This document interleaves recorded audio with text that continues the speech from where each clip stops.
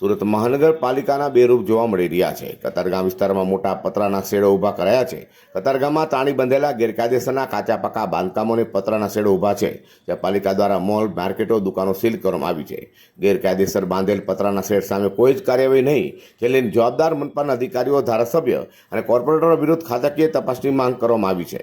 Ward number 7ના corporator doctor કિશોર રૂપારેલીએ માંગ કરી છે અને મનપા કમિશનર તથા પોલીસ કમિશનર રજૂઆત પણ કરી હતી। નમસ્કાર મિત્રો, જય શ્રી કૃષ્ણ। હું ડૉક્ટર કિશોર રૂપારેલી, સુરત મહાનગરપાલિકા નગર સેવક, વોર્ડ નંબર 7।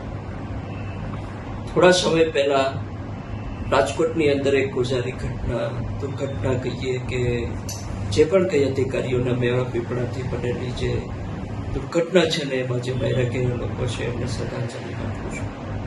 પરંતુ આજની તારીખમાં પણ આ પ્રોબ્લેમ અધિકારીઓના હિસાબે જે તે વિસ્તારના સંલગ્ન કોર્પોરેટરશ્રીઓ, ધારાસભ્યશ્રીઓ કે અન્ય કોઈ આગેવાન મિત્રો કે બિલ્ડરોના હિસાબે આ તકલીફો જે છે એ હજુ ચાલુ જ છે।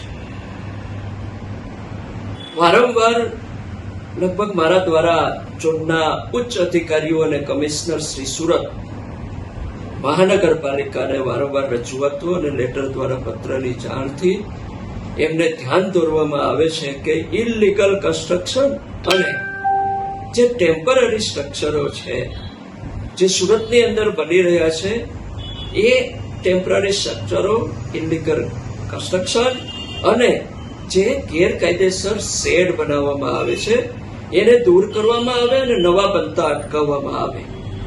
વારંવારના પત્રો છતાં પણ ઉચ્ચ અધિકારીશ્રીઓ, કમિશનરશ્રીઓ કે જે તે ઝોનના અધિકારીશ્રીઓએ આ બાબતે કોઈ જ ધ્યાન દોરવા છતાં કોઈ જ પ્રકારની કાર્યવાહી કરેલી નથી। વાત કરું તો અમારા જે કતારગામ વિસ્તારની અંદર લગભગ ઘણા વર્ષોથી આ બાબતનો પ્રશ્ન લગભગ ચર્ચાઈ રહ્યો છે કે આ વિસ્તારની અંદર વધારેમાં વધારે ઇલીગલ કન્સ્ટ્રક્શન અને ઇલીગલ ડોમ અને ઇલીગલ આ ટેમ્પરરી સ્ટ્રક્ચરો બનાવવામાં આવેલા છે। એમાં ઘણા બધા નાના ઘરના લોકો, એટલે કે મધ્યમ વર્ગથી ગરીબ વર્ગના લોકો વધારે ખર્ચ ન થાય એના હિસાબે એક નાની એવી કોટડી બનાવી અને પોતાનો ધંધો અને બેરોજગારીને દૂર કરી અને રોજગારી, પોતાના પરિવાર માટે રોજગારી મેળવવા માટેની કોશિશ કરતા હોય છે। પરંતુ સાથે સાથે દુઃખની વાત એ છે કે ઘણા બધા લોકો આની પાછળ પુષ્કળ પ્રમાણમાં કમાણી કરવા માટેના ડોમ મોટા મોટા બનાવી અને રાજકીય પીઠબળના હિસાબે અધિકારીશ્રીઓના મેળા પીપળાની સાથે સાથે આ કાર્ય કરતા રહ્યા છે।